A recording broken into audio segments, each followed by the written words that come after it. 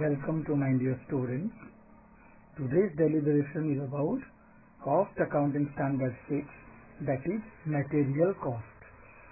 This particular portion covers under +3 first year CBCS Common Model State Syllabus in Unit 2, as well as this particular portion of syllabus is coming under Unit 1 of +3 second year CBCS syllabus. So this is all about material costing or elements of cost, that is material, the first and major elements of cost. Material is any substance, physics term that forms part of or composed of a finished product, that is material refers to the commodities supplied to an undertaking for the purpose of construction in the process of manufacturing or of rendering services or for transformation into products. So this is material. So material means what? Any amount or commodities supplied to an undertaking for the purpose of consumption in the process of manufacturing or rendering service or for transformation into products. It means whenever we are going to produce any commodity, we have to need some materials, means it is the commodities that we have to assemble and we have to process and we have to find out a particular product. This particular term stores is often used synonymously with materials. However, stores has a wider meaning and it covers not only raw materials consumed or utilized in production, but also such other items as sundry supplies, maintenance stores, fabricated parts, components, tools, jigs, other items, consumables, lubricants, etc. Finished and partly finished products are also often included under the term stores. Materials are also known as inventories. The term material or inventory covers not only raw materials but also components, work in progress and finished goods. So material cost is a significant constituent of the total cost of any product. It constitutes 40% to 80% of the total cost. The percentages may differ from industry to industry, but for manufacturing sector, the material costs are of greatest significance. Inventory also constitutes a vital element in the working capital, so it is treated as equivalent to cash. Therefore, the analysis and control on material cost is very important. So, this is material. Material means it is the very most important measure of elements of cost. This is the first major elements of cost under which it constitutes 40% to 80% of the total cost, and this percentage may vary from industries to industries. So this is in a whole we can say without material no production is there. Now coming to the next, objectives of material control system. Material control, the function of ensuring that sufficient goods are retained in stock to meet all requirements without carrying unnecessary large stocks. The objectives of a system of materials control are as follows. Number 1, to make continuous availability of materials so that there may be uninterrupted flow of materials for production. Production may not be held off for want of materials. Number 2, to purchase requisite quantity of materials to avoid locking up of working capital and to minimize risk of surplus and obsolete stores. To make purchase competitively and wisely at the most economical prices so that they may mean the reduction of material costs. Fourth, to purchase proper quality of materials to have minimum possible wastage of materials. To serve as an information center on the materials knowledge for prices, sources of supply, lead time, quality, quantity and specification. So these are the various measures of objectives of a material control system. So while discussing this, we have to know about some requisites of material control system. First one, coordination and cooperation between the various departments concerned, that is purchase receiving, inspection, storage, issues and accounts and cost departments. Means we have to coordinate, we have to cooperate between our various departments relating to our production, that is purchase department, inspection department, stores department, issue department, like this, accounts department and also cost accounting department. Number 2, use of standard forms and documents in all the stages of control. Third, classification, coordination, standardization and simplification of materials. 4th, planning requirement of material. 5, efficient purchase organization. 6, budgetary control of purchases. 7, planned storage of materials, physical control as well as efficient book control through satisfactory storage control, procedures, forms and documents. Next, appropriate records to control issues and utilization of stores in production. Efficient system of internal audit and internal checks. Next, system of reporting to management regarding materials, purchase, storage and utilization. So these are all about requisites of a material control system. Now coming to the next category, functions of a purchase department, that is a purchase flow, and this is also called scientific purchase of 6R principles. That whenever we are going to a purchase department for purchasing materials, the purchase flow may be like this: what to purchase, when to purchase, where to purchase, how much to purchase and what price to purchase. So what to purchase means right material with right quality. When to purchase means it is right time. Where to purchase means right source. How much to purchase means it is right quantity. And what price to purchase means it is right price. So 6 R's, that is right quantity, right quality, right time, right source, right place and right price. So these are the various 6R principles under material purchasing. Now, to perform these functions effectively, the purchasing department follows the following procedures. Number 1, this is known as the purchase procedure of a large manufacturing concern. Number 1, receiving purchase requisitions.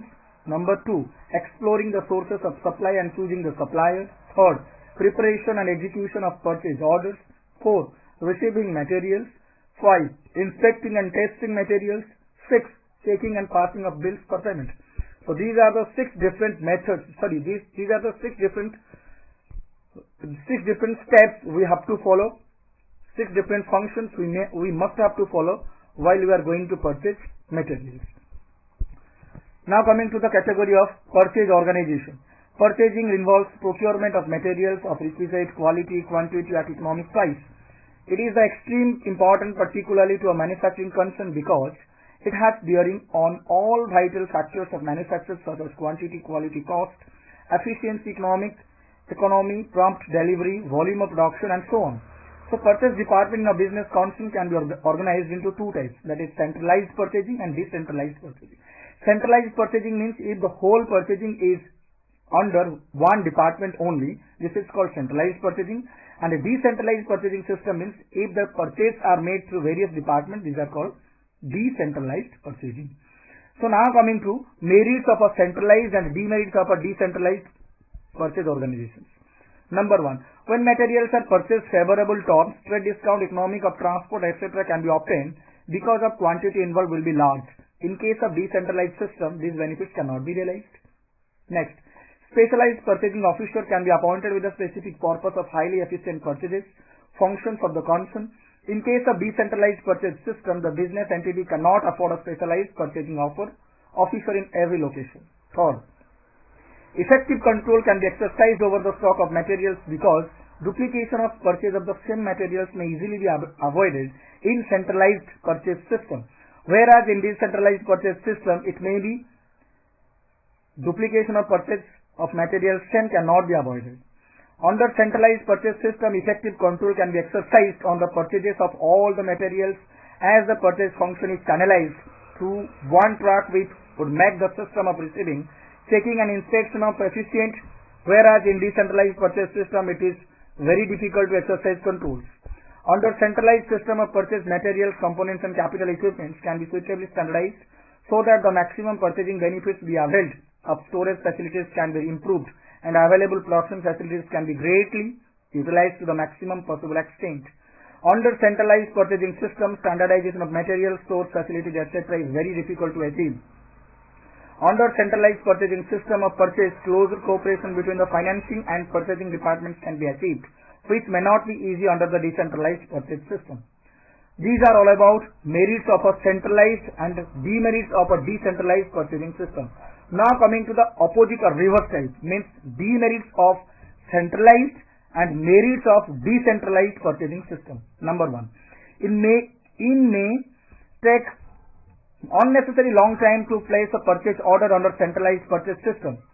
Because to collect the relevant data from various departments, branches, locations may take more time, these delays can be avoided under decentralized purchase system. Normally it will take some time. Whenever we are going to purchase for various departments at a time with one particular department through one particular department, it will take some time. Next, in case of centralized purchasing system, branches at different places cannot take advantages of locating purchasing, whereas on the decentralized purchase system, location savings can be realized. Third, due to the chances of misunderstanding or miscommunication between the branches and the centralized purchasing office may result in wrong purchase of material also, whereas under decentralized purchase system, the chances of miscommunication or misunderstanding is very limited. Fourth, centralized system will lead to high initial costs because of separate purchasing department for purchase of materials is to be set up. No such costs are required to be incurred in the decentralized system. Next, fifth one, replacement of a defective item may take long time, resulting in strain on smooth production flow under centralized system of purchase. No such delay in decentralized system. So these are all about demerits of a centralized purchasing system and merits of a decentralized purchasing system. Now coming to the next category, that is purchase requisitions, means how purchase requisition deals with and what is the need of purchase requisition. It is a request made to the purchase department to procure materials of given description and the required quality and quantity within a specified period. It is a formal request and it authorizes the purchase department to issue a purchase order to secure materials intended for periodic requirements of a given material or materials to provide guidance to the purchase department. To estimate the future requirements in order to secure maximum purchase benefits in the form of higher discount and better credit terms, the extent and range of materials requirements provides a basis for preparation of a purchase budget.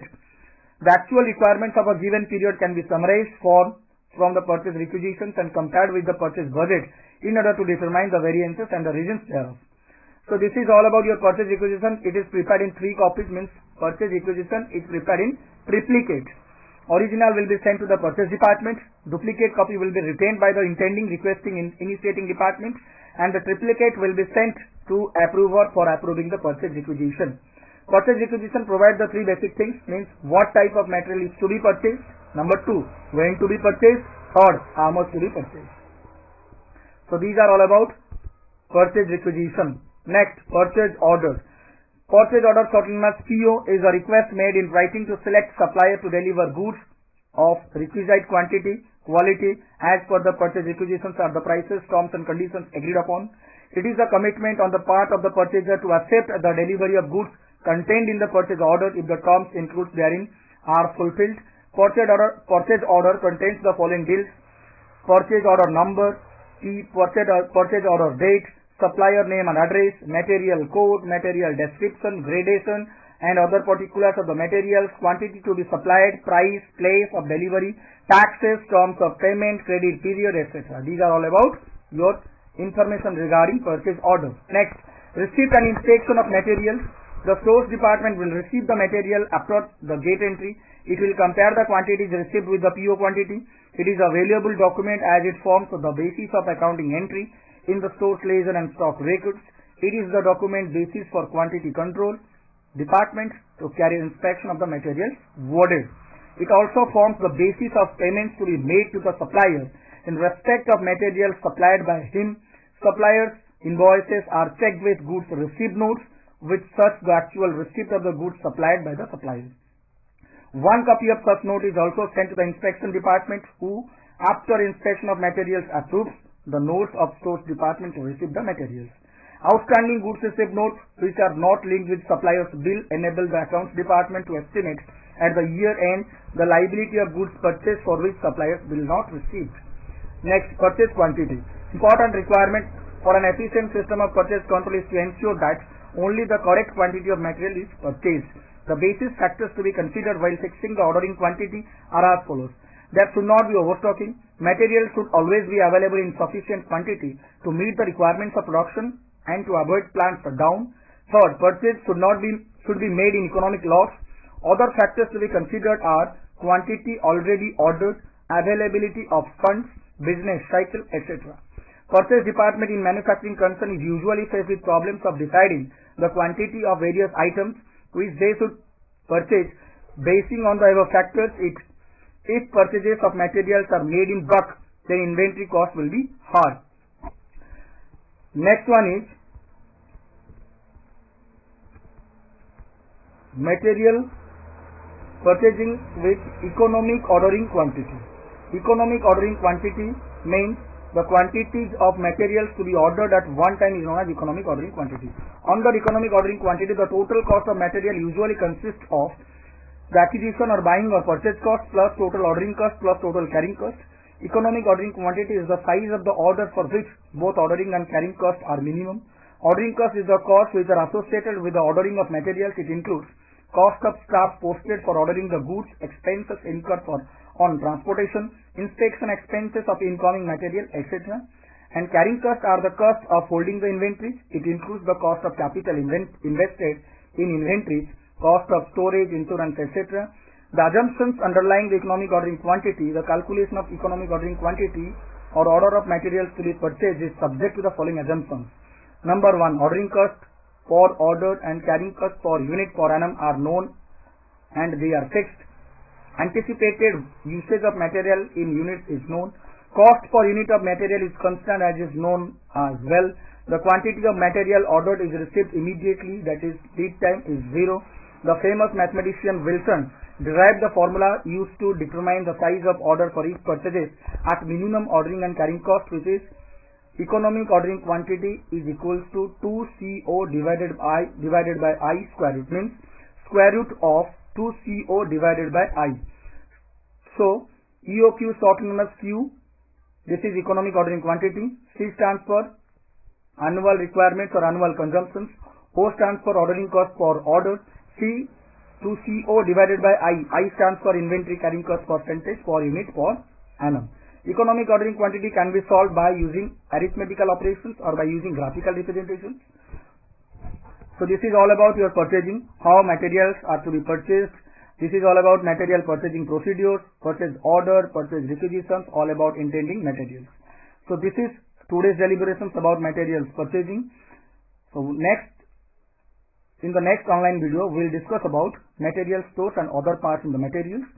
So hope you should understand this particular online class and hope you all are safe and your family are also safe and well in this pandemic situation. So this is for today's deliberation. Okay, thank you. Goodbye.